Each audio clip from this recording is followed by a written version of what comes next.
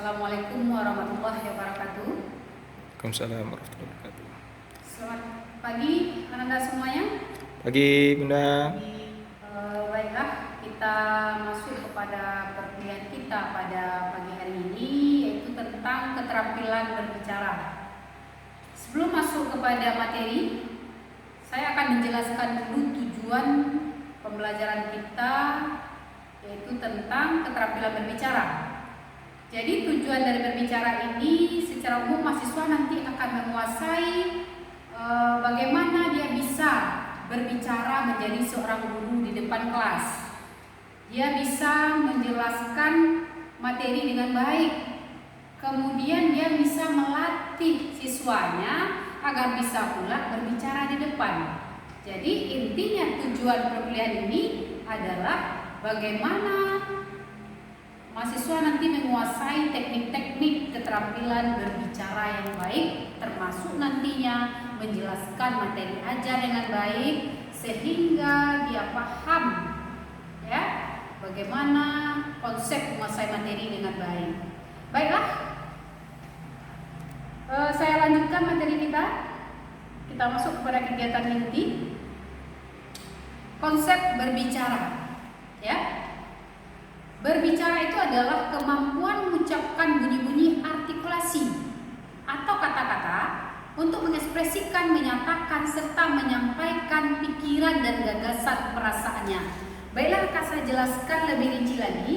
Artinya bahwa keterampilan berbicara itu konsepnya bagaimana kita bisa mengungkapkan, menyatakan perasaan kita, ekspresi kita kepada orang lain, ya.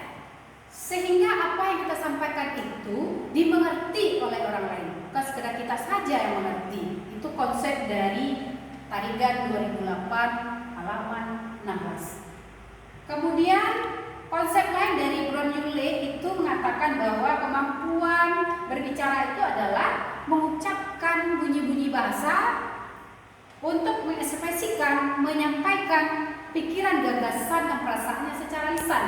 Ya, secara lisan atau verbal. Kemudian kita lihat lagi pengertian berbicara dari pakar yang lain. Itu berbicara itu adalah penyampaian ide, pikiran, isi hati kepada orang lain dengan menggunakan bahasa lisan juga, dan tentu dapat dipahami oleh orang lain.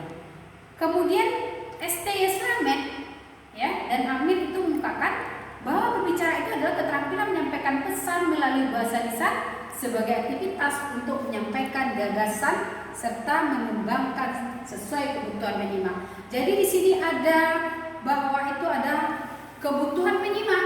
Apa yang dibutuhkan oleh penyimak itu yang kita jelaskan. Itu misalnya kita mengajar tentang puisi. Jadi yang kita jelaskan di situ bagaimana unsur puisi, pengertian puisi, dan bagaimana menulis puisi dengan baik. Itu contohnya ketika kita menjadi seorang guru. Jadi dapat disimpulkan bahwa berbicara itu adalah kemampuan mengucapkan kata-kata dalam rangka menyampaikan atau menyatakan maksud, ide, gagasan, pikiran, serta perasaan kita yang disusun sesuai dengan kebutuhan penyimak agar apa yang kita sampaikan itu dipahami oleh penyimak itu sendiri. Kalau kita sebagai seorang guru ya, calon guru itu oleh siswa kita, bagaimana si guru bisa menjelaskan materi ajar sehingga apa yang kita jelaskan itu dimengerti, dipahami oleh siswa kita. Ya, tujuan menyimak itu ya, tujuan utama menyimak itu yang pertama itu untuk berkomunikasi tentunya. Bagaimana kita bisa berkomunikasi dengan orang lain, baik dalam kehidupan sehari-hari maupun dalam kegiatan pembelajaran. Apa itu komunikasi? Ya, bisa kita lihat. Komunikasi itu adalah pengiriman dan penerimaan pesan atau berita antara dua orang atau lebih sehingga pesan yang disampaikan itu dipahami oleh penyimak. Ya, agar pesan itu dapat dimengerti oleh penyimak, maka disampaikanlah secara efektif. Pembicara harus memahami apa yang disampaikannya atau dikomunikasikannya. Jangan sebagai seorang calon guru kita tidak paham materi ajar kita tidak mengerti apa yang akan kita sampaikan.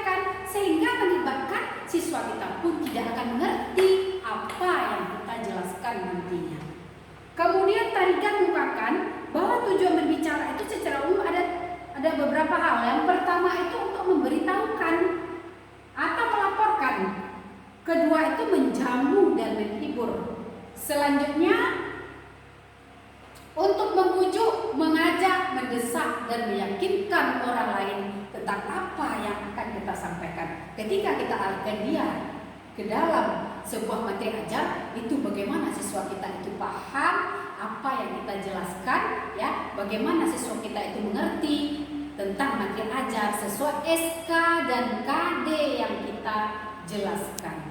Oke. Kemudian Goris Kraf ya dan STY Slamet itu merupakan tujuan berbicara itu diantaranya meyakinkan pendengar, menghendaki tindakan atau reaksi fisik pendengar, memberitahu dan menyenangkan para pendengar. Jadi pendapat ini tidak hanya menekankan pada tujuan berbicara saja, tetapi dia juga menghendaki reaksi fisik atau tindakan dari si pendengar. Misalnya ya, Anda semuanya nanti mengajar. Ketika anak disuruh untuk menutup pintu, artinya itu apa yang kita bicarakan itu anak ada reaksinya untuk menutup pintu, ya, atau mematikan kipas dan sebagainya. Itu ada konteks di dalam berbicara. Kemudian, ya, tim LBC SSC Intersolusi ya berpendapat bahwa tujuan berbicara itu memberitahukan kepada pendengar, meyakinkan atau pendengar dan menghibur pendengar. Jadi ada beberapa pendapat ahli tentang tujuan berbicara. Dapat kita simpulkan di sini bahwa tujuan berbicara secara umum adalah untuk berkomunikasi, sedangkan tujuan berbicara secara khusus ialah untuk menerima informasi, memberitahu